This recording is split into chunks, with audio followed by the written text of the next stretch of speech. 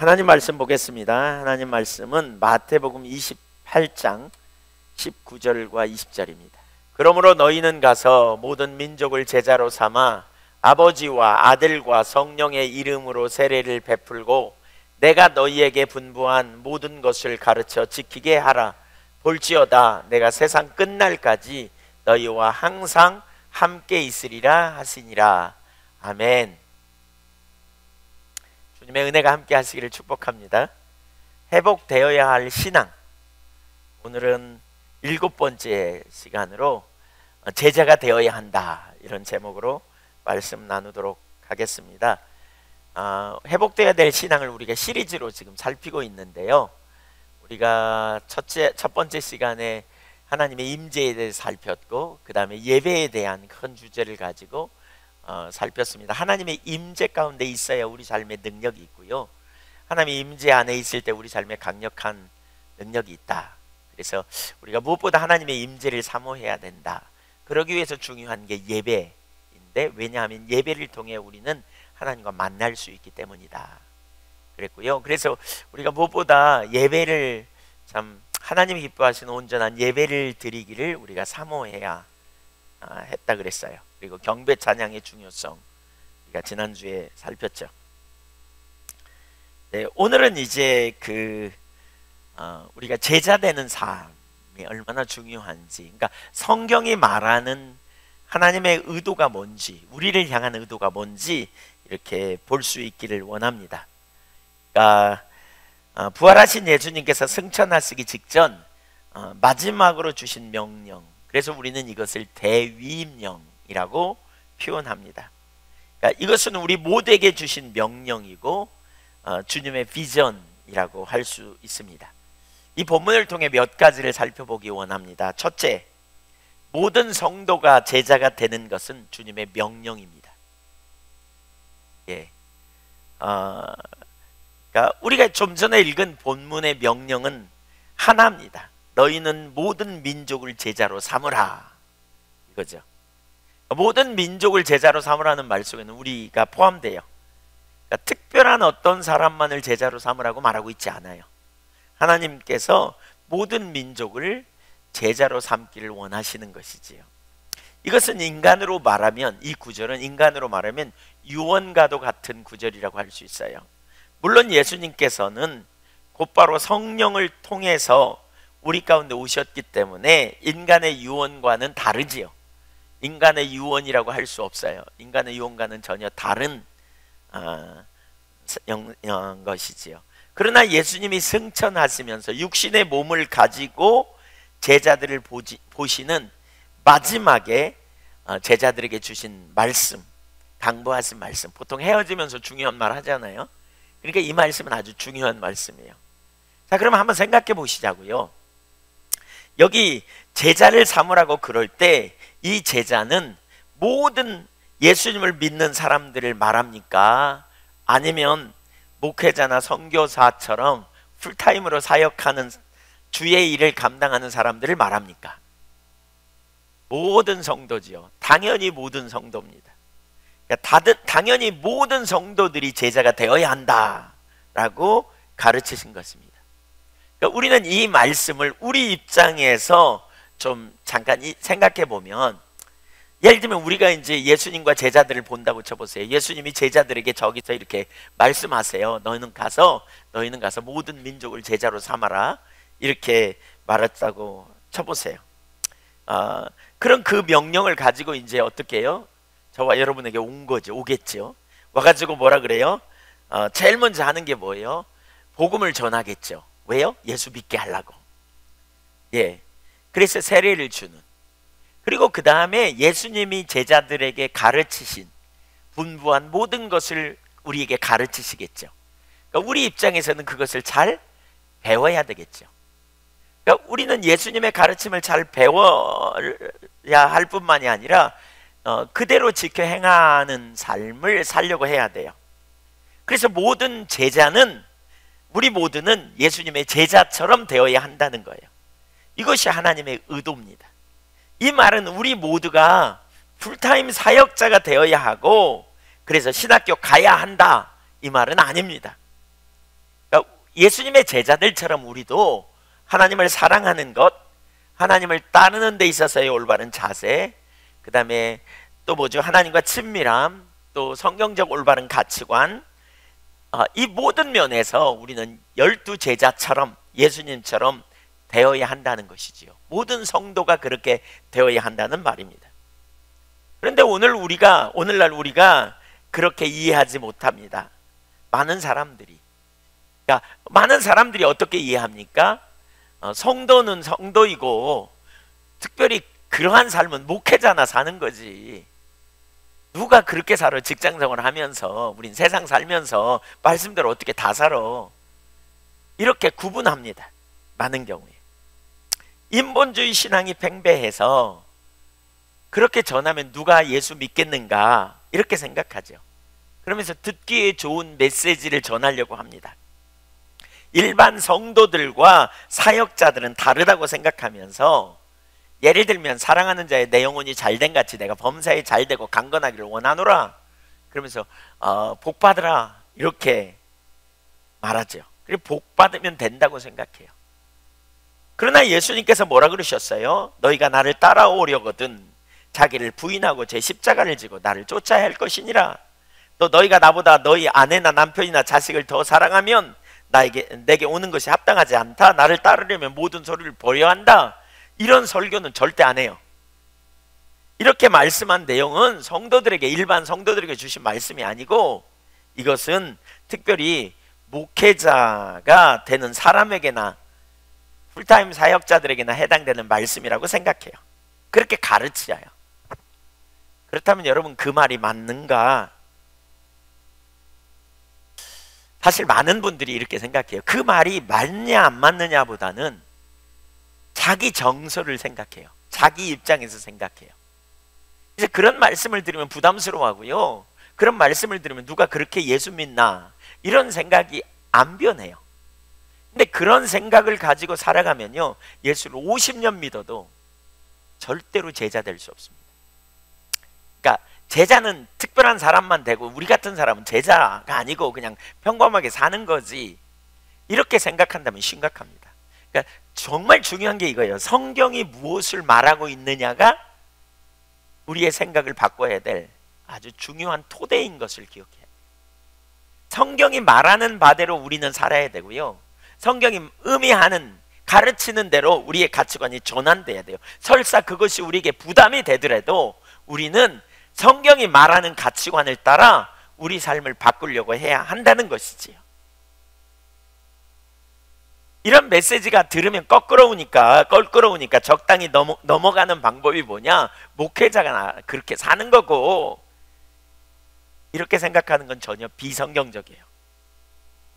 그렇게 성경이 명백하게 말하는 바는 우리 모두가 제자가 되어야 된다고 가르치거든요. 그럼에도 불구하고 그런 메시지를 전하면 사람들이 떨어져 나갈까 봐 전하는데 부담을 가져요. 과거에 저도 그랬어요. 그렇기 때문에 오늘날 교회에 능력이 없는 거죠. 성경은 명백히 모든 성도가 제자가 되어야 된다고 가르쳐요. 에베소서 4장 11절 이하도 마찬가지인데요, 한번 볼까요? 그가 어떤 사람은 사도로, 어떤 사람은 선지자로, 어떤 사람은 복음 전하는 자로, 어떤 사람은 목사와 교사로 삼으셨으니, 여기 오중 직분을 교회 가운데 두셨다 이렇게 말씀하면서 세 가지 이유를 그 뒤에 가르쳐요. 그러니까 하나님께서 초대교회에 오중 직분을 두셨고요, 그렇게 하신 이유는 세 가지 이유가 있다. 12절 보실래요? 같이 읽어보죠. 시작.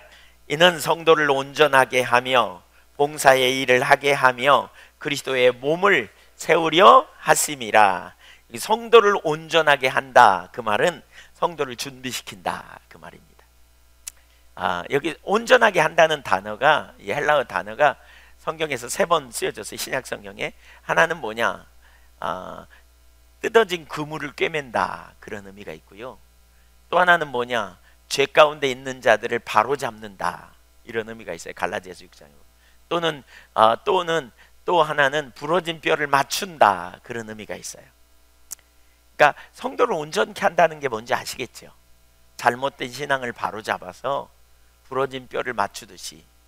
그 찢어진 그물을 꿰매듯이 이렇게 올바른 진리의 토대 위에 세우는 거죠. 이렇게 성도가 준비되어지는 거예요. 준비시키는 이유가 뭐냐면 두 번째로 봉사의 일을 하게 하는. 여기서 말하는 봉사는 식사 당번 또는 뭐 화장실 청소 당번 뭐 이런 봉사만을 말하는 게 아니에요. 당연히 그 봉사가 포함되지만 그보다 더 넓은 의미가 있어요. 예수님이 또는 사도들이 감당하신 사역을 우리도 감당하는 자리까지 가는 거예요. 제자니까요. 이렇게 제자의 삶으로. 예를 들면 보세요. 사도행전에 보면 구제하는 일을 위하여 7 집사를 세웁니다. 근데 그 7 집사의 목적이 뭐냐, 세워진 주된 목적이 뭐냐면 구제였습니다. 그러나 성경에 보면 그들이 구제한 일은 거의 나타나고 있지 않고요, 그들을 통해서 어떻게 하나님 나라가 넓혀졌는가가 나와요. 상당히 많은 분량을 활용해서. 예를 들면 빌립 같은 경우에, 그리고 스데반 같은 경우에 그들이 복음을 전할 때 강력한 메시지로 복음을 전했고요, 그리고 그들의 복음을 뒷받침하기 위해서 하나님의 성령께서 강력하게 역사하셨죠. 강력하게 역사하셨어요. 그러면서 놀랍게 복음을 전했거든요. 그러니까 하나님의 의도는, 그러니까 우리 모두가 바로 이런 사역자처럼 주님의 제자로서 주님의 일을 감당하는 자리에 있기를 원하는 거죠. 그래서 뭐 하라고요? 몸된 교회를 세우게 하려 하심이라 그랬어요. 몸을 세우기 위함이다. 몸을 잘 세우는 것이 목적이라는 거예요. 몸을 아름답게 잘 세워가는 것이 목적이라는 거죠. 그러한 자리로 이끌기를 원하시는 것이지요. 예수님의 의도, 예수님이 교회를 향한 비전은 뭐냐? 모든 사람이 제자가 되기를 원하시는 거예요. 그렇게 동의하십니까? 네, 모든 사람이 제자가 되기를 원하는 거예요. 그러니까 여러분이 신앙생활을 하면서 우리가 가야 될 궁극적인 자리, 우리가 있어야 될 궁극적인 자리가 어딘가를 보셔야 돼요. 그게 뭐냐? 우리 모두가 예수님의 제자로서 살아가는 자리까지 가는 거예요. 예수님의 제자가 되기를 원하세요. 그 자리까지 갈 수 있기를 소원합니다. 우리가 반드시 회복돼야 될 신앙의 제자의 삶, 나는 적당한 수준에서 머물러 있어야지, 이거 아닙니다. 주님이 의도하신 것은 우리 모두가 제자가 되는 것입니다. 두 번째, 제자가 되기 위한 조건. 두 가지를 살펴보려고 해요. 제자가 되기 위한 두 가지 조건. 가장 기본적인 조건이에요. 제자가 되기 위해서 가장 기본적으로요, 두 가지 조건이 필요해요. 가장 기본적인. 이건 핵심적으로 중요합니다. 첫째, 하나님의 부르심에 응하는 자가 되어야 합니다. 부르심에 응하는 자. 오늘 본문에서 뭐라 그랬어요? 너희는 가서 모든 족속 민족으로 제자를 삼아 아버지와 아들과 성령의 이름으로 뭘 주고 뭘 베풀고 세례를 베풀고 그랬어요. 가장 먼저 해야 될 것 중에 하나가 뭐냐면 세례를 베푸는 것이라 그랬어요. 그 말은 예수 믿게 하라는 거예요. 가장 먼저. 그러니까 우리가 구원받은 것을 분명히 할 필요가 있다는 거거든요. 사실 제자가 되기 위해서는 우리가 구원받은 자리에 분명히 있어야 돼요. 그러면 여기서 이제 중요한 게 있어요. 구원받은 하나님의 백성이 뭔지를 지금 살펴보려고 하는데, 보세요. 어떻게 우리가 구원을 받았느냐? 구원은 우리로부터 시작된 게 아니에요. 복음은 우리로부터, 구원은 우리로부터 시작되지 않았어요. 하나님으로부터 시작했어요. 그러니까 하나님이 우리를 먼저 구원해 놓으셨다고요. 구원하기 위해 역사하셨다고요. 그러니까 누가복음 15장에 보면 바리새인들이 예수님을 원망하잖아요. 바리새인들이 예수님을 원망해요. 그 이유는 예수님이 죄인들과 함께 식사했기 때문이에요. 그들 생각에 예수님이 하나님으로부터 왔다면 자기들과 함께 해야 되는데 예수님이 죄인들과 함께 식사하는 것을 보고 이해하지 못했어요. 그러자 그 예수님이 이렇게 비유를 들어서 우리에게 설명하는데요, 잃은 양, 잃은 은전, 잃은 아들의 비유, 누가복음 15장이면 세 가지 비유를 들어 설명하거든요. 그러니까 천국은 마치, 그러니까 하나님이 누구인가를 우리에게 소개하는 거예요. 그게 뭐예요? 어떤 사람이 양을 치다가, 어떤 목자가 양을 치다가 한 마리를 잊어버렸더니 그 한 마리를 찾아 나가기 위해 99마리를 모아놓고 한 마리를 찾아 나서는 그 목자. 이 목자가 누구냐? 하나님이라는 거예요. 이런 은전을 찾아 나서는 것처럼 이렇게 하나님은 우리에게 누구냐? 찾으시는 하나님이라는 거예요. 조지 엘든 네드라고요, 풀러 신학대학의 신약학 교수였던, 지금은 소천하셨어요. 아주 그분의 그 예수와 하나님 나라라는 책이 아주 귀해요. 지금도 그것이 신학의 토대를 이루고 있습니다. 신학의 기반을. 근데 그 책에 보니까 이런 이야기가 나와요. 이런 얘기. 그러니까 하나님 나라가 우리 가운데 왔잖아요. 하나님 나라가 우리 가운데 온 것은 뭐냐? 우리 뭐 이제 이해하지만 그것은 우리로부터 온 게 아니라는 거예요. 하나님이 역사하셨기 때문이라는 거죠. 그러면서 하나님 나라가 이 땅에서 활동하고 있는 것은 하나님의 역사인데 하나님이 네 가지로 우리가 이해할 수 있다. 그래서 복음서에 나타난 하나님을 네 가지로 이해할 수 있다. 첫째는 하나님은 찾으시는 하나님, 두 번째로 하나님은 초대하시는 하나님, 세 번째로 그 초대에 응하는 자에게 하나님은 아버지가 되시는, 아빠 노릇 해주시는 분, 네 번째로 그 초대에 응하지 않는 자를 심판하시는 하나님, 이렇게 표현하고 있어요. 사실 하나님으로부터 시작됐어요. 여러분, 구원은 우리로부터 시작된 게 아니에요. 하나님이 먼저 우리를 찾아 나서셨다고요. 성경에 뭐라 그랬어요? 하나님을 찾는 자가 있는가 보려 하신 즉 하나도 없다. 아무도 하나님을 스스로 찾지 않았다. 그래서 어떻게 합니까? 하나님이 먼저 우리를 찾으러 오신 것입니다. 하나님께서 먼저 우리를 찾아 나서신 것입니다. 먼저 찾아 나서셨어요. 하나님께서.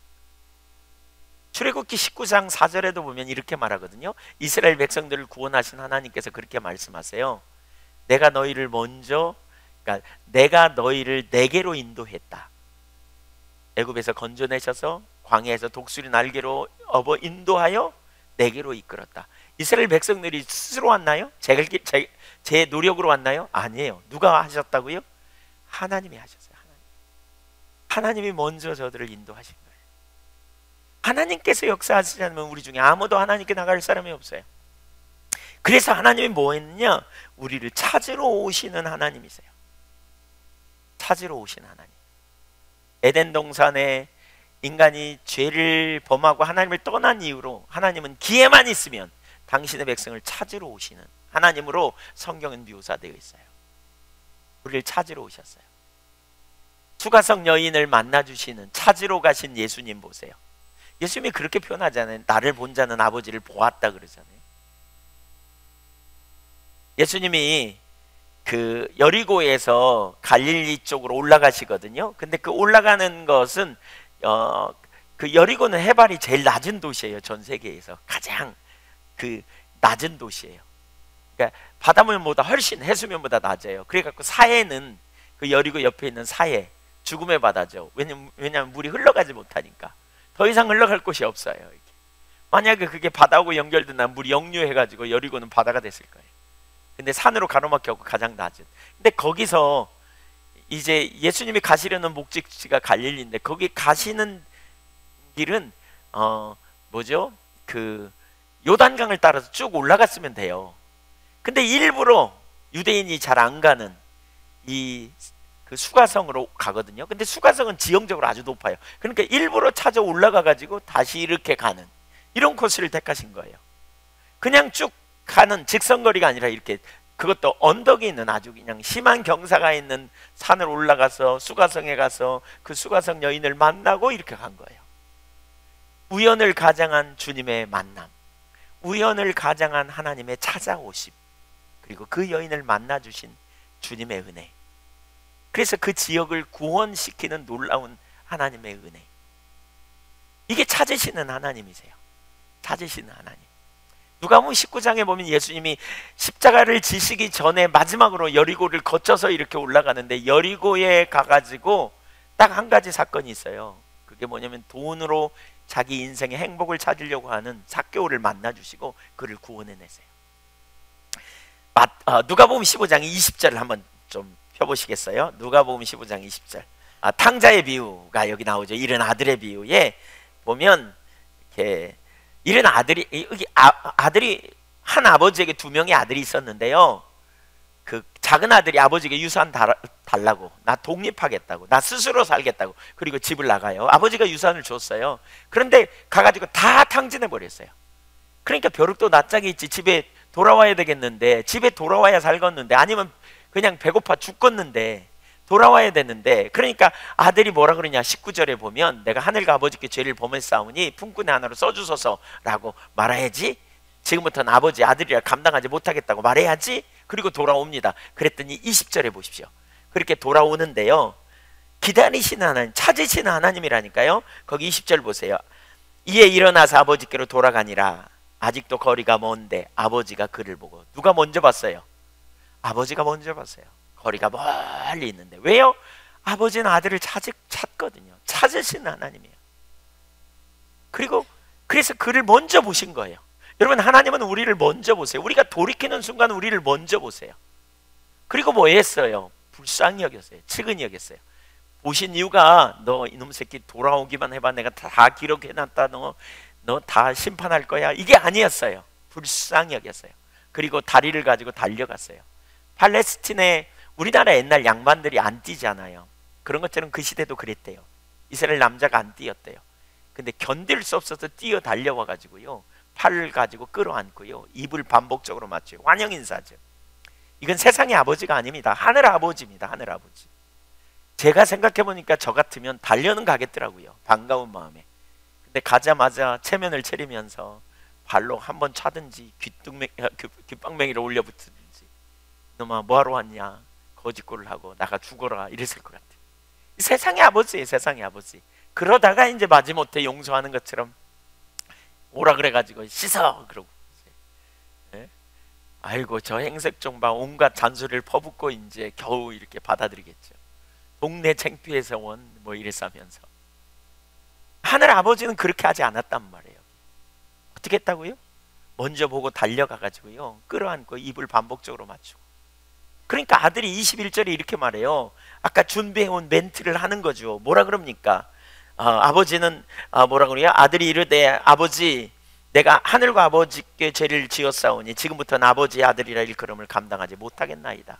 그랬더니 아버지가 뭐라 그래요? 그 말은 들은 채도 하지 않고, 제일 좋은 옷을 내어다 입혀라, 종에게 이렇게 말해요. 그리고 자기 손에서 가락지를 빼서 아들에게 끼워줘요. 그리고 신발을 신기라 그래요. 더 이상 너는 종이 아니야, 너는 내 아들이야. 그리고 살찐 송아지를 잡아서 아들의 줄임배를 채워줘요. 하나님이 찾으셔서 이 일을 이루셨어요. 여러분, 지금부터 그 하나님의 아버지 되심을 여러분 좀 이렇게 묵상해 보면 좋겠어요. 들으시면서 하나님이 먼저 찾으셔서, 이렇게 찾으셔서 초대하시는 거죠. 이렇게 찾으셔서 뭘로 삼아요? 아들을 삼기 위해서. 그 다음에 무슨 일이 벌어져요? 그렇게 하나님은 찾으시고 초대하세요. 어디에요? 잔치자리에. 어디에요?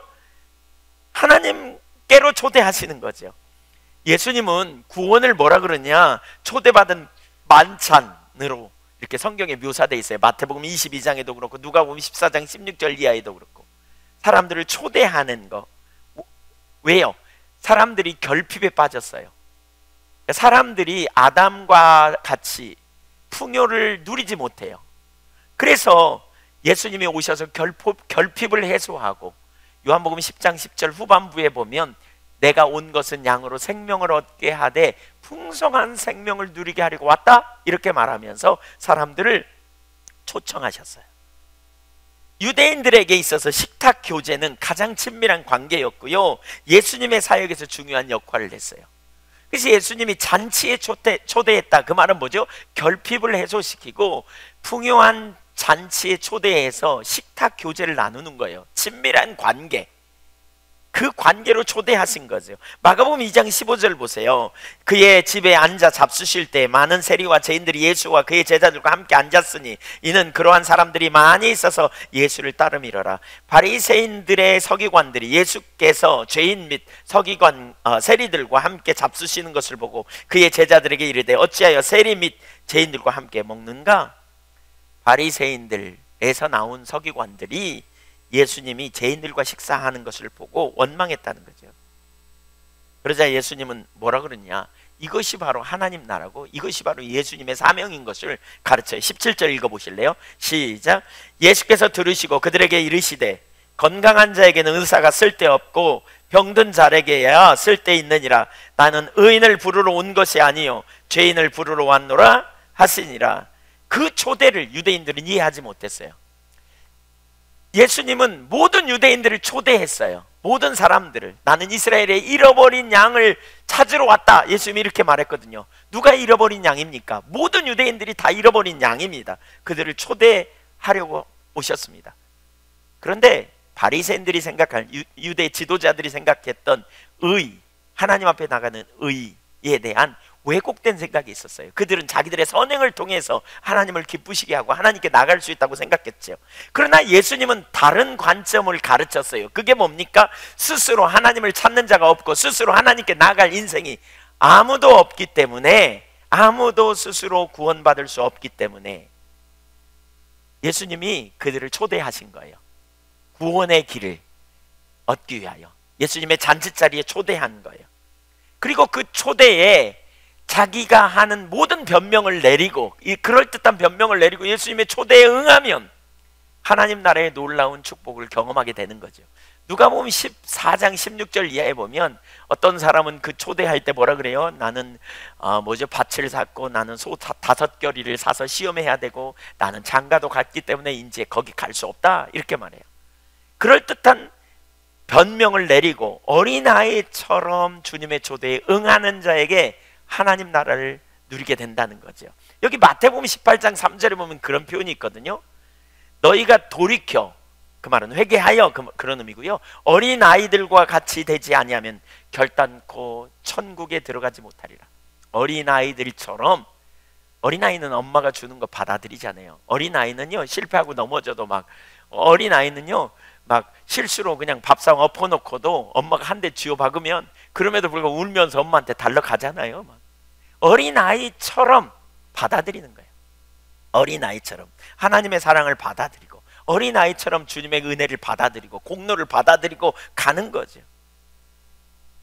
그렇게 주님의 그 보혈의 공로를 의지하여 주님 앞에 나가는 그 초대에 응한 사람들에게 세 번째로 하나님은 우리의 아빠가 되어주시는 거죠.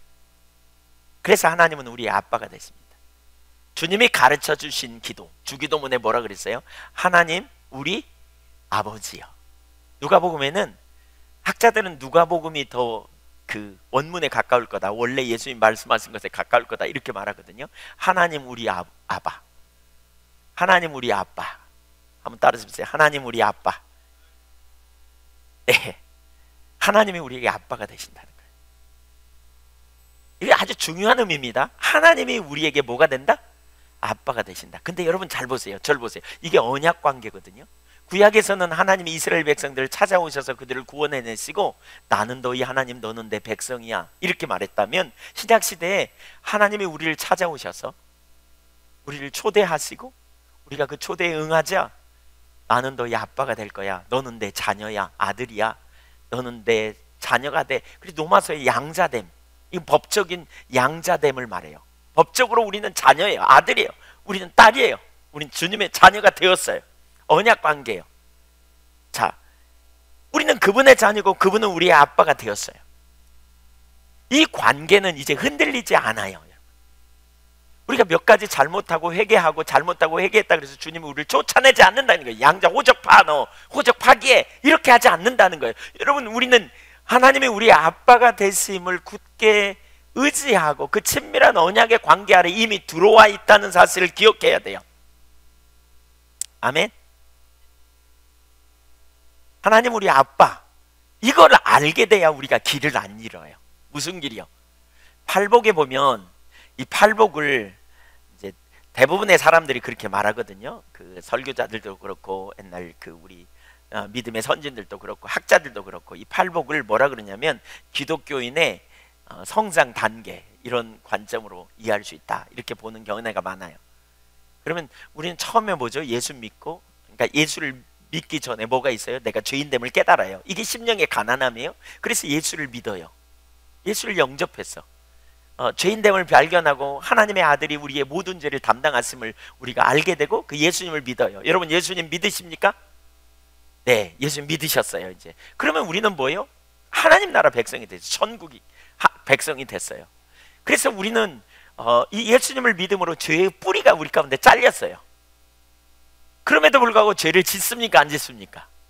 죄를 지어요. 왜냐하면 죄의 뿌리는 잘렸는데 우리가 그동안 죄에 반응하는 삶을 내내 살아왔기 때문에 그래요. 죄성이 우리 안에 있단 말이에요. 내내. 그래서 자꾸 죄를 범하고 자꾸 실패하고 자꾸 넘어져요. 그러다 보니까 자꾸 실패하고 자꾸 넘어지다 보니까 우리가 죄책감을 가져. 죄책감. 실패하는 자신의 모습을 보며 자꾸 죄책감에 빠져요. 이 길을 잃어버리면 죄책감으로 가요. 많은 경우에. 근데 바로 그런 순간에 우리가 어디로 가야 되냐면 애통함으로 가야 돼요. 바로 그런 순간에. 애통함은 뭐예요? 내가 죄를 지은 것을 인식하고 죄를 짓는 이유가 뭐냐면 내 안에 능력이 없어서 그래. 그렇기 때문에 우리가 주님의 은혜를 구하는 자리로 가는 거죠. 주님 오시옵소서. 주님, 하나님 절 내버려 두지 마십시오. 애통함을 이렇게 설명할 수 있거든요. 어린아이가 엄마하고 떨어져서 슬퍼서 우는 것처럼 우는 거예요.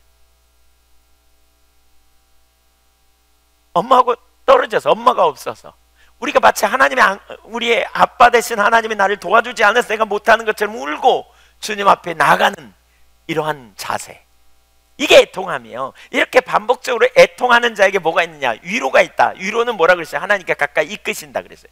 자꾸 애통하는 가운데 위로를 받고 그러면서 우리 속에 선함이 없음을 알고 점점 나는 죄인임을 알고 더 이상 나를 보는 일 그만두고 계속 십자가를 의지하고 주님을 의지하면서 주님의 능력으로 살아가는 자리에 가게 돼요. 그런데 우리의 모습을 보면서 이 하나님의 아빠 되심, 정말 중요합니다. 하나님의 아빠 되심을 잊어버리면, 하나님과 우리와 이 언약 관계를 잊어버리면 실패하면서 여전히, 그리고 이 바리새인들의 의식, 율법주의죠. 이게 안 깨지면 실패하는 우리 자신을 보면서 계속해서 죄책감으로 가요. 죄책감으로. 계속해서 죄책감으로.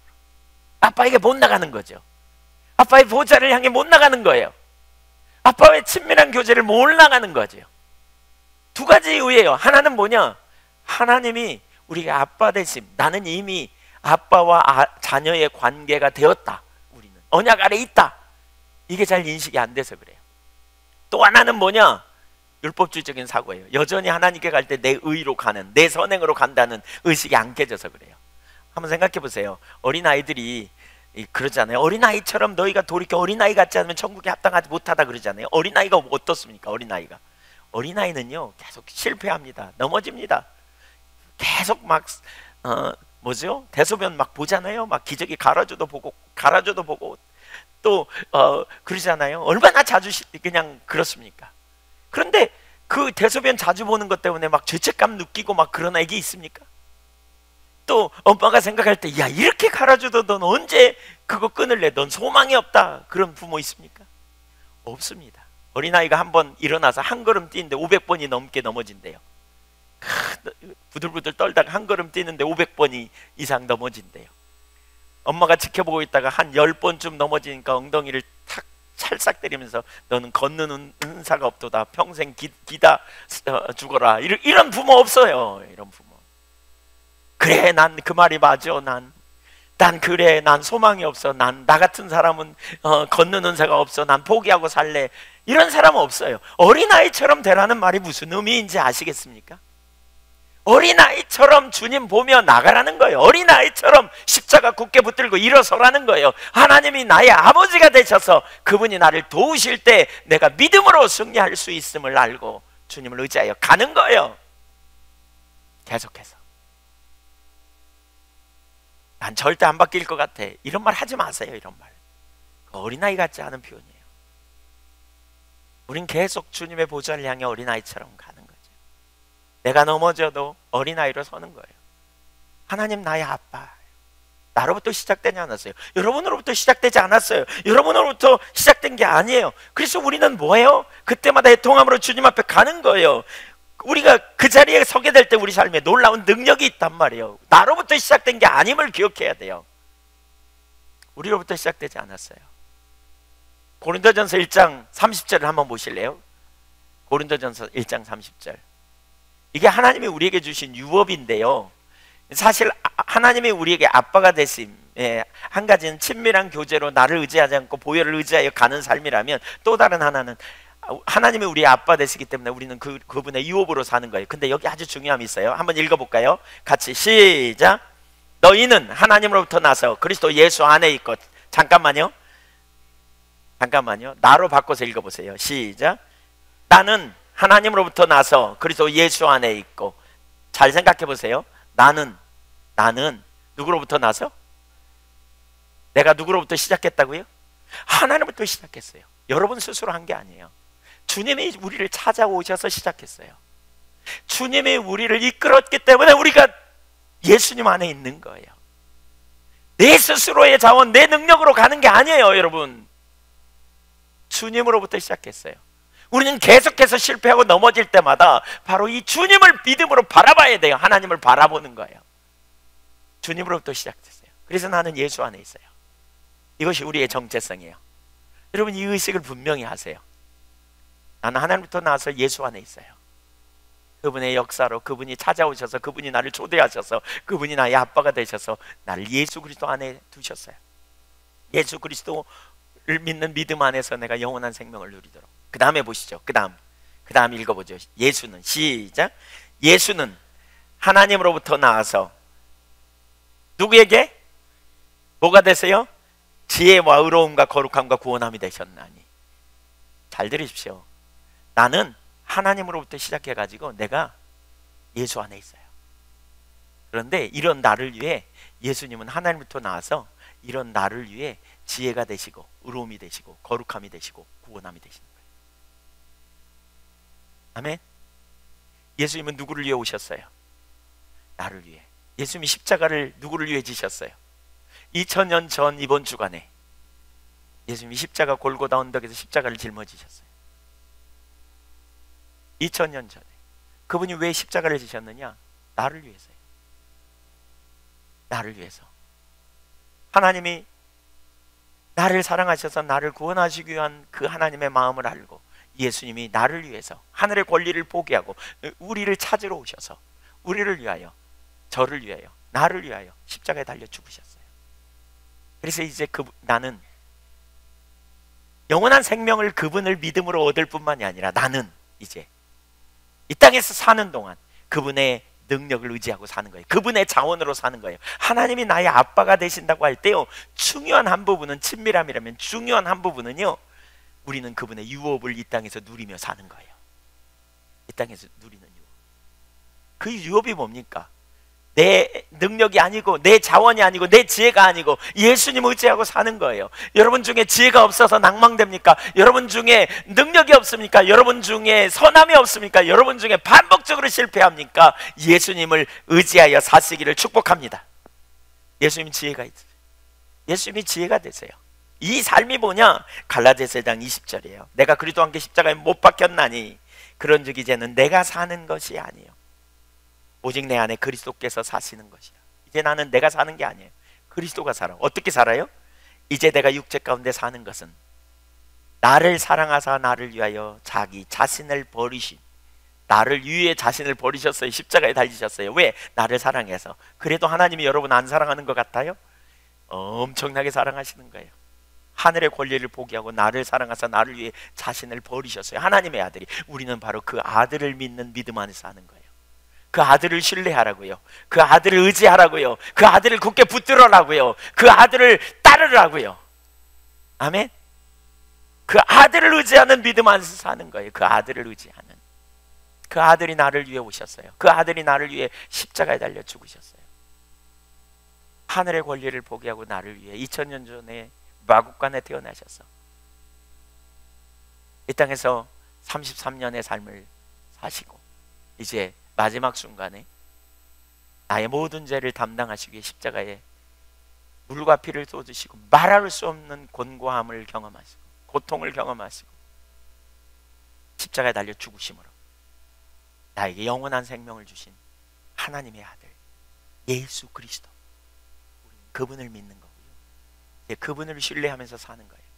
그분 하나님께로 나와서 나를 위해 지혜가 되시고, 하나님께로 나와서 나를 위해 의로움이 되시고, 나를 위해 거룩함이 되시고, 나의 구속함이 되시는 그분은 나에게 길이 되시고 진리가 되시고 생명이 되시고, 하나님께로 나와서 우리는 이 삶을 살아가는 거죠. 더 이상 나를 의지하지 않아요. 나를 보지 않아요. 그리스도를 봐요. 그리스도를 의지해요. 이게 복음이에요. 이게 복음. 찾으신 하나님으로 말미암아 내가 발견되어졌고, 그분은 지금도 나를 초대하고 계시고, 나는 그분을 의지하여 어린아이처럼 내가 넘어져도 그리스도를 의지하여 보좌 앞에 가는 거죠.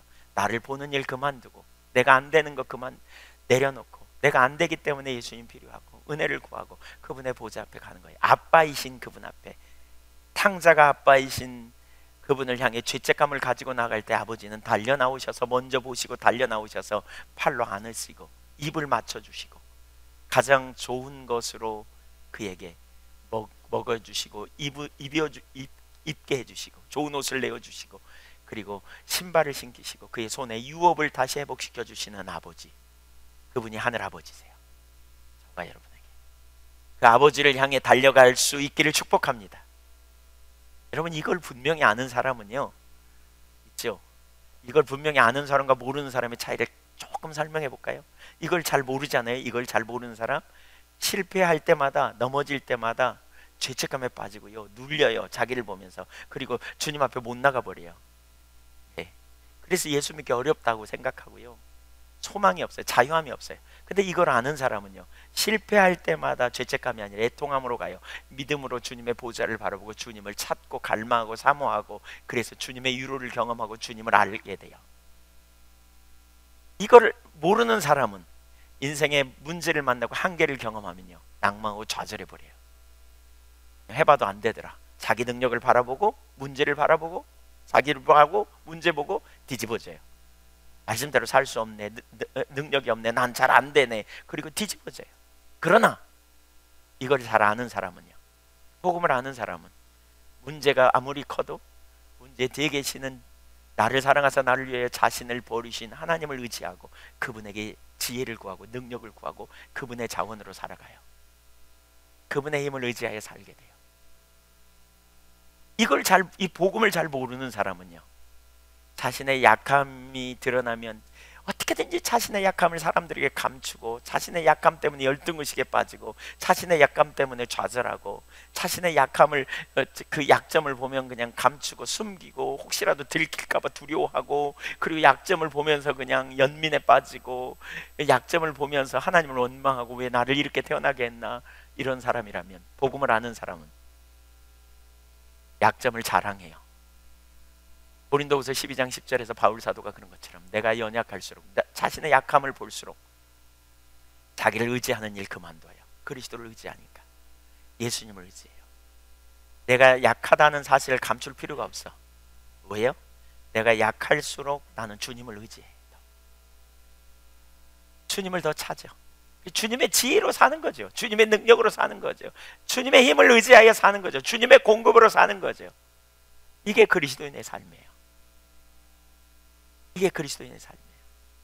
자기 약한 모습이 하나 들키면 그냥 수치스럽고 창피하게 여겨서 못 나가는 게 아니고, 약함을 그대로 인정하고, 그렇기 때문에 나는 예수님이 필요하고 주님의 은혜로 살고, 주님 은혜 없이는 한 발도 설 수 없는 존재이고, 그래서 마음 깊이 주님을 의존하는 가운데 주님이 공급하는 능력과 자원으로 사는 삶, 이게 제자의 삶의 중요한 한 요소예요. 제자의 삶. 하늘 아버지, 이걸 생각해 보세요. 하나님이 우리의 누구라고요? 아빠.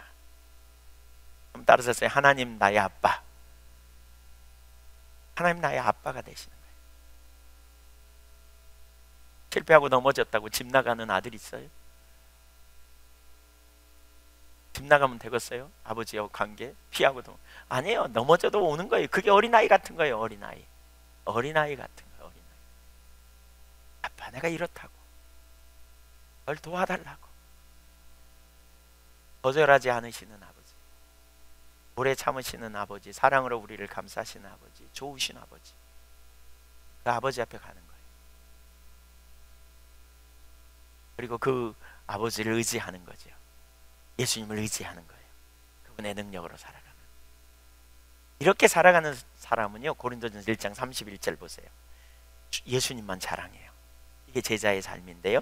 시작. 기록된 바 자랑하는 자는 주 안에서 자랑하라 함과 같게 하려 함이라.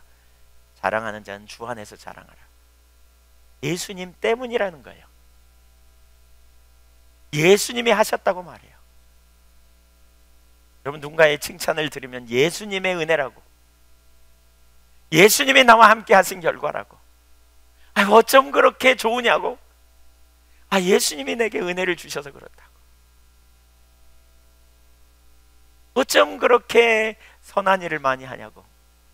예수님이 내게 은혜로 함께 하셔서 그렇다고. 난 본래 그러지 못한다. 이게 제자의 삶이에요. 그냥 말로만 립 서비스가 아니라 실제로 그렇게 보는 거죠. 그 삶을 통해 주님이 영광 받는 삶. 이게 제자의 삶이에요.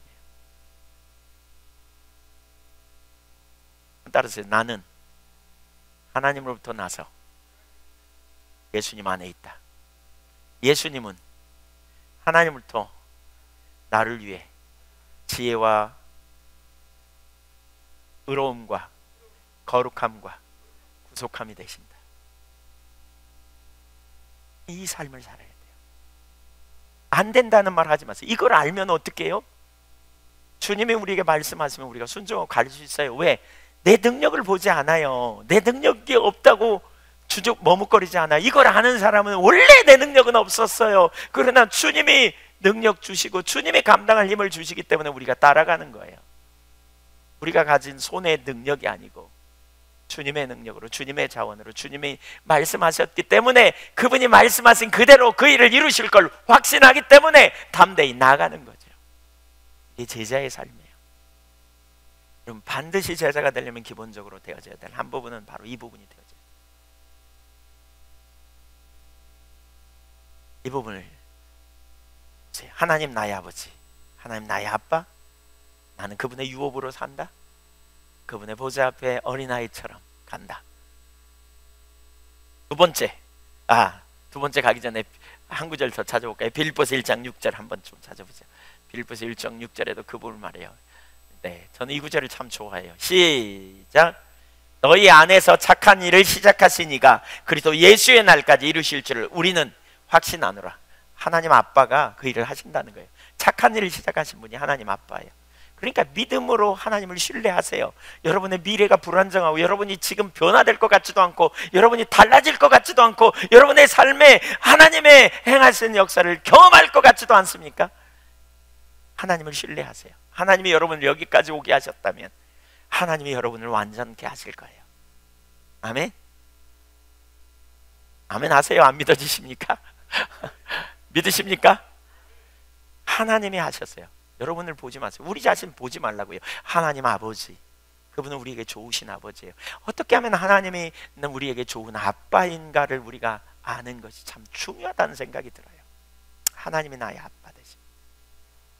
신의 아버지가 여러분의 삶에 그 하나님 아버지 되심을 조금 보일 수도 있지만 사실 육신의 아버지와는 다른 분입니다. 육신의 아버지는 한계도 있고 육신의 아버지는 쓴뿌리가 있으면 자녀들에게 잘 못합니다. 그 아버지가 아닙니다. 하나님을 아버지라고 부르기 때문에 육신의 아버지가 어떤 때는 방해도 돼요. 근데 그분과 비교할 수 없을 만큼 하나님 아버지는 완전하시고 완전한 사랑으로 우리를 대해주십니다. 십자가의 대속의 사건을 보십시오. 너무나 좋은 아버지, 너무나 좋은 하나님, 오래 참으시고 자비와 긍휼과 인자가 풍성하신 좋으신 하나님, 그분이 우리 아버지십니다. 그래서 우리는 그 아버지 앞에 언제든지 갈 수 있어요. 그 아버지 앞에 언제든지 나갈 수 있어요. 죄가 있는 곳에 은혜가 많다 그러지 않아요? 실패하고 넘어질 때마다 그리스도를 의지하여 애통함으로 주님의 보좌 앞에 가는 거죠. 아버지, 내가 여기 있어요. 아버지 기쁘시게 하기 원해요. 근데 실패했어요. 넘어졌어요. 믿음으로 영광의 보좌를 향해 나가시라고요. 하나님은 관념 속에 숨겨 있는 분이 아니에요. 하나님 우리를 다 아세요. 우리 헤말을 알지 못하시면 하나도 없는 실제이신 하나님이세요. 온 땅을 두루 감찰하사 전심으로 자기를 찾는 자들을 찾으신다고 말씀하세요. 하나님은 살아계신 능력의 하나님이세요. 하나님 여러분과 함께 하시는 분. 하나님 죽은 자의 하나님이 아니에요. 철학 속에 갇혀 있는 분이 아니에요. 문자 속에 갇혀 계시는 분이 아니에요. 하나님은 생생한 살아계신, 오늘도 우리와 동행하기 원하시는, 우리와 함께 있기 원하시는, 이전에 봤죠? 함께 있기 원하시는, 이스라엘 백성들 애굽에서 불러낸 목적이 뭐라고요? 출애굽기 29장 45절과 46절에 보면 내가 너희와 함께 있으려고 불러냈다 그러지 않아요? 우리를 구원하신 목적은 함께 있는 친밀한 교제를 원하세요. 그 보좌를 향해 아버지라고 나누세요. 많은 말이 필요 없을 수 있어요. 아버지 내가 여기 있어요. 아버지 내가 마음으로 하나님을 기쁘시게 하기 원하는데, 아버지 제가 실패했어요. 제가 넘어졌어요. 잘 안 돼요. 절 도와주세요. 이렇게 통하는 마음으로 가면 하늘 아버지가 들으시고 저와 여러분에게 은혜를 부어주셔서 우리 영혼을 소성시키시고 우리를 의의 길로, 생명의 길로, 진리의 길로 인도하실 것을 믿으시기 바랍니다. 하늘 아버지는 너무나 좋으신 분입니다. 하늘 아버지는 그분을 향해 가는 겁니다. 보좌를 향해. 그 하나님을 아는 만큼 이게 친밀한 교제예요. 여기 있어요. 이게 친밀한 교제 가운데 있는 거예요. 기본 토대예요. 제자 삶, 제자의 삶.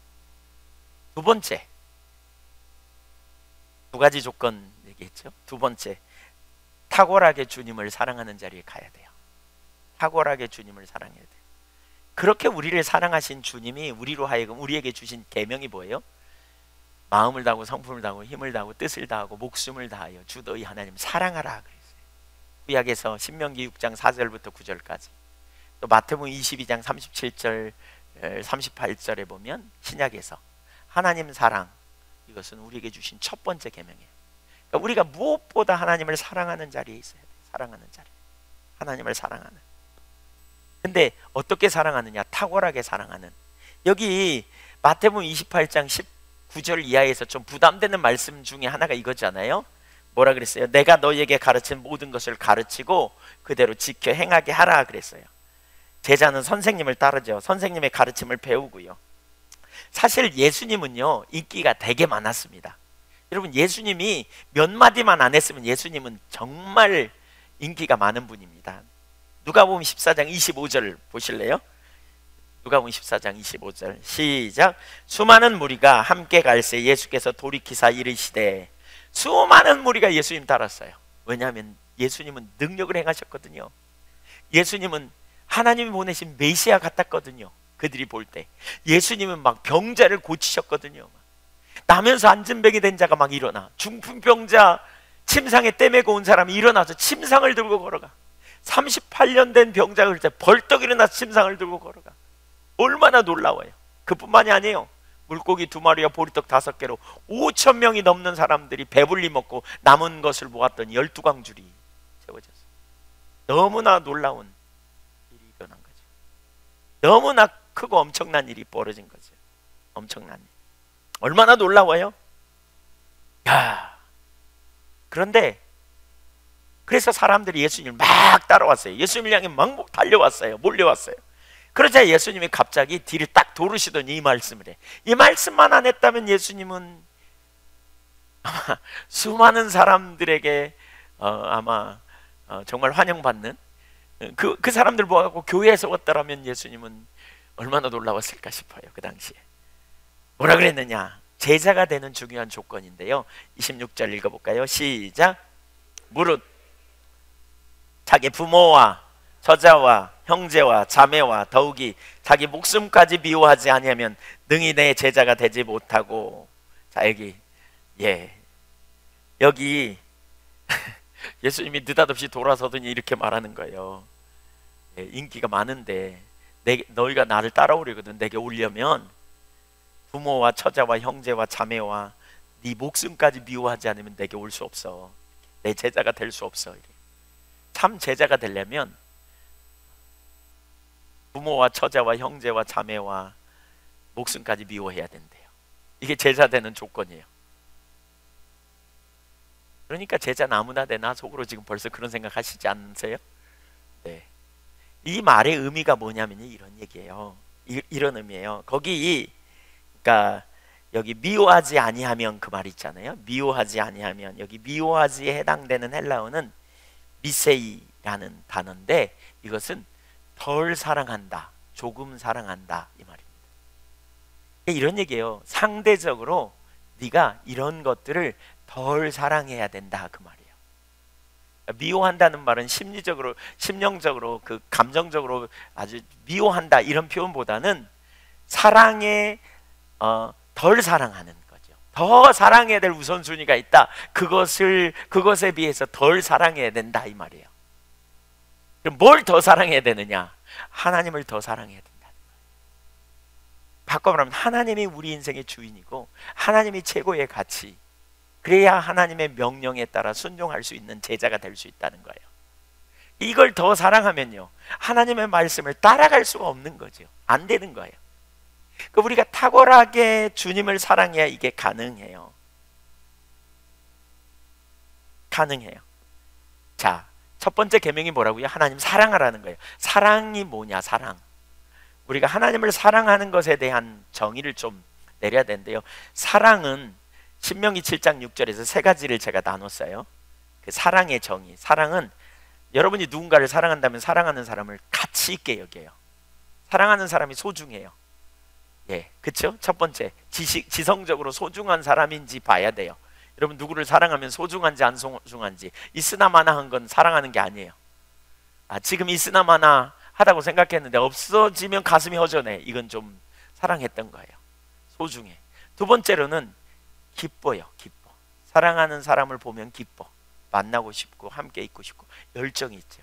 세 번째로는 사랑하는 사람을 위해 뭔가 주고 싶어. 희생해. 필요를 자꾸 채워주고 싶어. 이게 사랑이에요. 그러니까 하나님이 우리를 그렇게 사랑했다는 거예요. 어떻게요? 보배롭게, 보배로운, 존귀하게 여겼대. 그래서 우리를 위해 뭐 했어요? 기뻐하신대요. 기뻐하신대요. 세 번째, 그래서 우리를 위해 뭐 했어요? 희생하셨어요. 십자가에 아들을 아끼지 않고 내놓으셨어요. 이게 하나님의 완전한 사랑이에요. 근데 우리가 하나님을 사랑한다고 그럴 때 이게 돼야 돼요. 첫째 뭐라고요? 하나님을 가장 소중히 여기는 거예요. 가장 가치 있게 여기는 거예요. 가장 가치 있게. 그러니까 하나님을 사랑하는 것이 첫 번째 계명이라는 말이 바로 이거예요. 네 목숨보다, 네 부모나 형제나 자매나 처자나 심지어 내 목숨보다 더 사랑하는 자리에 둬야 된다. 이걸 말하는 거예요. 이걸. 우리가 인생을 살면서요, 아담이 타락하면서부터 우리는 다른 것을 다 가치 있게 여기는 게 자꾸 있었다 그랬잖아요. 하나님을 최고의 가치로 여기고 사랑했는데 마귀가 와가지고 하나님이 네 인생의 행복이 아니고 행복을 가로막는 게 있어. 그게 뭐냐면 선악과를 따먹어야 네 인생이 행복하다. 그때부터 인간은 그 하나님 아닌 다른 것에 행복이 있다고. 그래서 하와가 그걸 봤더니 먹음직도 하고 보암직도 하고 지혜롭게 할 만큼, 오늘날로 말하면 그걸 육신의 정욕 안목의 정욕 이생의 자랑이고, 오늘날로 말하면 돈이 더 행복하다고, 오늘날로 말하면 명예가 더 행복하다고, 오늘날로 말하면 쾌락이 더 행복하다고. 마귀는 여전히 오늘날도 하나님의 사람들을 속이고요, 유혹해요. 내 인생의 최고의 행복이 뭐냐? 하나님이 아니고요. 최고의 가치가 뭐냐? 하나님이 아니고요. 자꾸 돈이 행복이라고, 명예가 행복이라고, 권력이 행복이라고, 이렇게 자꾸 마귀가 속삭여요. 근데 여러분 지금도 그렇게 굳게 믿는 분이 계시다면 성경을 보세요. 그렇게 추구했던 사람들 치고 진정한 행복이 있었는지 다 망했어요, 여러분. 성경에 보면. 그리고 인간은 그것 때문에 서로 싸우고 상처를 주고 문제를 일으켜요. 그러니까 진짜 우리에게 행복은 하나님인 것을 보는 게 필요해요. 근데 탁월하게 하나님 사랑하는 거예요. 그래서 예수 믿는 사람들 보면요, 이런 사람들 많아요. 예수 믿는 사람 중에도 이런 사람 많아요. 뭐냐? 하나님을 사랑한다고 말하지만 사실 다른 게 더 소중해. 돈이 소중하고, 자녀가 소중하고, 명예가 소중하고, 권력이 소중하고, 그리고 건강 위해서, 이거 위해서 교회 나온 거죠. 이렇게 잘 믿으면 하나님이 복 주셔서 이거 잘 될 거라고 생각해요. 그러면 하나님은 목적이 아니고 하나님은 수단으로 전락시켜요. 그러면서 하나님 사랑한대. 여러분을 누가 여러분을 이용해가지고 여러분에게 뭘 얻어내려고 막 잘해주고 사랑해 말하면 그게 사랑인가요? 아니에요. 그건 이렇게 예수 믿는 사람들 적지 않아요. 오늘날 그러니까 적당한 수준에서 하는 거죠. 적당한 수준에서. 또 어떤 사람이 있느냐? 하나님도 사랑하고 재물도 사랑해요. 하나님도 사랑하고 그것도 사랑하고 거의 비슷한 수준에서. 근데 결정적인 순간은 사실 이걸 선택하죠. 예수님이 그렇게 말했잖아요. 하나님을 사랑한다고 말하면서 재물을 사랑하는 거 안 된다는 거예요. 두 개 함께 못 간다는 거예요. 왜냐하면 하나님을 사랑한다 그러면 하나님을 소중히 여겨요. 그러니까 혹 이를 사랑하고 이를 미워하거나 이를 중히 여기고 저를 경히 여김이라. 우리 마음에 사랑하면 소중히 여겨요. 그건 하나예요. 두 개 아니에요. 하나예요. 더 우선적으로 우리가 사랑하면 더 우선적으로 소중히 여기게 되어 있어요. 그러면 우리는 그 법칙대로 살아요. 그 법칙대로 살면요, 내가 두 번째로 소중히 여기는 걸 때로는 희생해야 돼요. 때로는 놓아야 돼요. 때로는 물질의 문제를 우리가 놓아야 돼요. 때로는 뭐죠? 인간관계의 문제에서 더 우선적으로 선택해야 되는 게 있어요. 하나님을 사랑하면 하나님의 말씀을 따라 존중하며 가게 되어 있어요. 이게 제자의 삶이라는 거예요. 이게. 근데 그렇게 못 사는 무리가 많아요. 아까처럼 하나님보다 자기 세상의 목적이 훨씬 더 사랑하고 하나님은 내 돕는 수준으로 여기는 사람이 있는가 하면 이게 첫 번째. 두 번째는 하나님과 재물을 난 겸하에 섬겨. 난 하나님도 사랑하고 이것도 사랑해. 사실은 아니라는 거예요. 엄밀히 따지면 둘 중에 하나 최고가 있어야 된다는 거죠. 근데 엄밀히 따지면 이 사람은 둘 다 사랑해. 그렇지만 다른 것의 법칙으로 살아요. 하나님을 그 밑에 놓아요. 그러니까 말씀대로 살기가 어려운 거예요. 말씀대로 살기가 어려워요. 순종하는 거 어려워요. 왜요? 손해보는 것 같고 내가 바보 되는 것 같고. 왜 그러냐 그러면 하나님을 몰라서 그래요. 이런 무리의 사람들은 하나님이 누군지 몰라요. 그분의 은혜, 하나님 나라의 놀라운 풍요함, 하나님의 영광, 주님 안에 있는 그 값진 생명을 얻되 풍요한 생명을 누리는 영생의 축복, 하나님 나라의 놀라운 그 생명 안에 있는 그 가치를 잘 몰라서 그래요. 잘 몰라서 그래요. 그러니까 나눠지죠.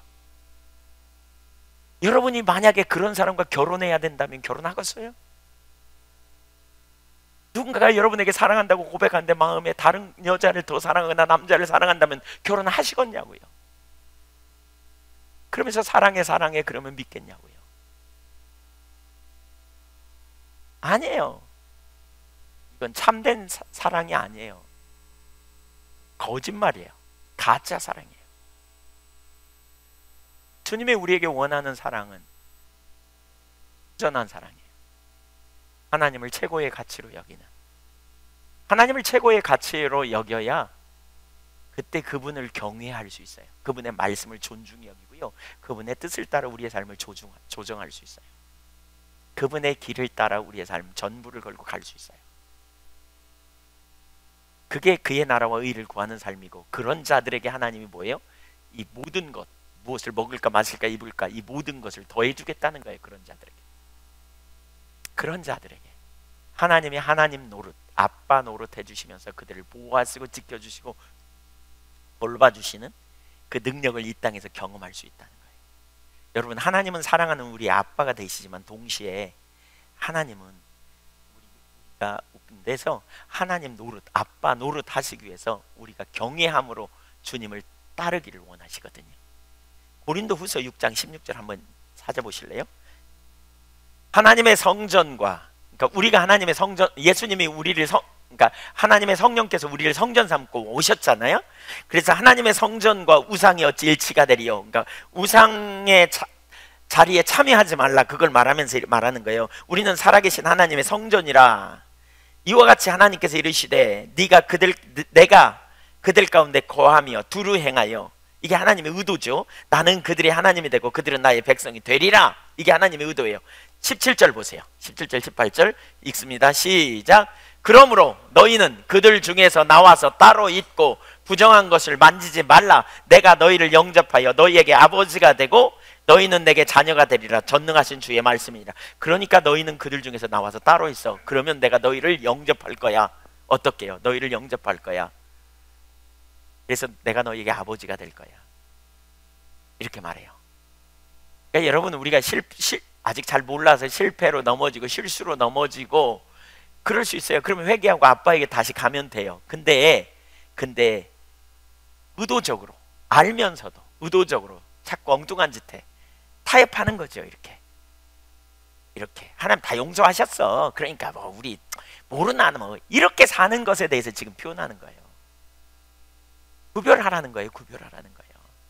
하나님의 하나님들 언약을 맺었다니까요. 하나님과 예를 들면 결혼을 했어요. 예를 들면 어떤 부부가 결혼했어요.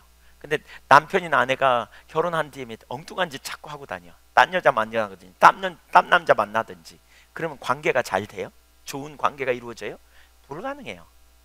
우리가 하나님의 말씀에 순종하고 하나님은 우리에게 너무나 좋은 아빠인데 우리는 우리 마음 안에 아빠를 사랑하기로 선택하고 그분을 경외하는 자리에 설 때에 그렇죠? 그분의 보호막 아래서 진정한 승리와 능력 있는 삶을 살 수 있다니까요. 저와 여러분이 이 삶을 살 수 있게 되기를 소원합니다. 아멘. 이게 우리의 삶의 가장 기본적인 두 가지 요소입니다. 두 가지 요소. 하나님 우리를 먼저 찾아오셨어요. 우리가 그분의 초대에 응함으로 아빠가 되어주셨어요. 이것을 우리가 알면 어떤 상황이든지 나를 양자 삼아주신 아버지의 사랑과 은혜에 의지하여 우리는 보좌 앞에 가는 거죠. 아빠 아버지 죄책감에 눌리지 않고 애통함으로 아버지 앞에 가는 거죠. 또 그분의 유업에 참여하되 우리를 위하여 나를 사랑하사 십자가에 자신을 버리신 그리고 나를 위해 이 땅에 오신 지혜와 의로움과 거룩함이 되신 그 예수님을 의지하여 유업을 누리고 살아가는 거죠. 문제를 만날 때 피할 길 내시는 아버지, 어려운 일을 당할 때 우리를 건져내시는 아버지, 나를 도우시는 아버지. 또 한 가지 중요한 게 뭐라 그랬어요? 그분을 사랑하되 탁월하게 사랑하는. 엄밀히 보세요. 여러분 계산해 보세요. 주님을 사랑하는. 제가 볼 때 부자 되려고 예수 믿는 사람 이 한교회에는 많지는 않을 거예요. 지금 그런 의식에 있는 사람, 세상적인 목적을 위해 주님을 찾는 사람 많지 않을 거예요. 근데 엄밀히 볼 때 제가 볼 때는 많은 경우에 하나님도 사랑하고 재물도 사랑하고 하나님도 사랑하고 뭐도 사랑하고 이게 나눠져 있어요. 사실 거기서 돌이켜야 돼요. 계산해야 돼요. 우리는 결국 누구의 법칙으로 사는지, 누가 우리 인생의 최고의 가치인지. 가장 결정적인 순간에 갈등이 있어도 우리는 하나님의 길을 선택할 수 있는 믿음의 사람이 되어져야 되는 거죠. 이게 기본이에요. 여기 있어야 제자가 돼요. 그래서 예수님이 그렇게 말한 거예요. 수많은 무리가 따라와서 너무 좋다. 야, 너네 나 따라와서 내가 널 사랑해. 이렇게 말하지 않아요. 떨어뜨리려고 작정하신 것 같아요. 기준을 제시하는 거죠. 더 사랑해야 될 게 있어. 너희가 더 사랑해야 돼. 물론 유대인들은 사실 그걸 알았을 거예요. 성경이 그걸 강조하고 있으니까요. 오늘 우리에게 주시는 메시지, 우리가 제자가 되려면 더 사랑해야 돼요. 더 사랑해야 돼요. 이전보다 더욱 사랑합니다. 내 구주 예수를 더욱 탁월하게 사랑합니다. 주님 사랑해요. 내 생명보다도. 주님 사랑해요. 내 생명보다도. 내 마음이 주를 원해요. 할 수 있는 모든 것 주 사랑. 아버지 되신 하나님을 알면 알수록 우리는 그렇게 사랑할 수 있어요. 저와 여러분 이 자리에 섬으로 말미암아 제자가 될 수 있기를 간절히 원합니다. 이게 제자의 기본이고요. 제자가 뭘 하느냐의 문제는 다른 문제고 이건 제자가 되는 토대입니다. 토대. 두 가지가 된다면 우리는 온전한 제자가 될 수 있습니다. 저는 이런 분들이 많이 우리 한교회에 세워져서 제가 저의 남은 생애를 생각해 보니까요, 제가 어떻게 살아야 될까? 결국 제자로 세우는 일이 필요하구나 이런 생각이 들더라고요. 일꾼을 세우는 이런 제자들이 세워지고 일꾼이 세워지면요, 어디 가도 진짜 다른 사람 세울 수 있고요, 하나님 영광을 드러낼 수 있어요. 그리고 훈련되면 이제 이게 되어지면 다른 토대 위 훈련되면, 지난번에 나눴잖아요. 내적 치유 지난 주간에 하면서 진짜 많은 일꾼이 필요해요. 진짜 많은 일꾼이 필요해요. 왜냐하면 정말 많은 사람이 눌려 있거든요. 진리를 알지 못하고 정말 눌려 있는 사람이 너무 많기 때문에 이런 일꾼들이 세워지면 정말 많은 사람을 도와주세요. 이번에 가니까 부산에서 목사님 사모님들이 여러분이 그러더라고요. 이한교회 사역자들에게 정말 큰 도전을 받았다.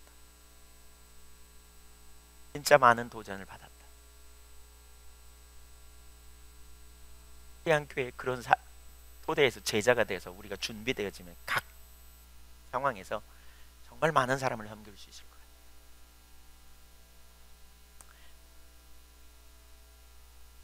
기도하지요, 우리 하나님 앞에. 아빠 되신 주님, 우리를 찾으러 오신 주님 앞에 우리가 믿음으로 반응하며 나가면 좋겠어요. 이 시간 인격체이신 하나님이세요. 여러분 하나님 잘 몰라도 괜찮아요. 성경의 기초에서 그 하나님을 지금 믿음으로 바라보세요. 나를 찾아오신 하나님, 나를 구원하기 위해 오신 하나님, 그분은 관념 속에 계시지 않아요? 우리의 말을 다 아세요.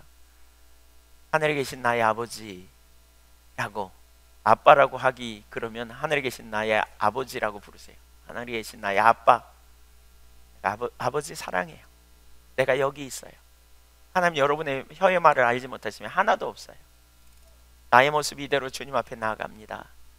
내 모습이 이대로 갑니다. 이렇게 가면 좋겠어요.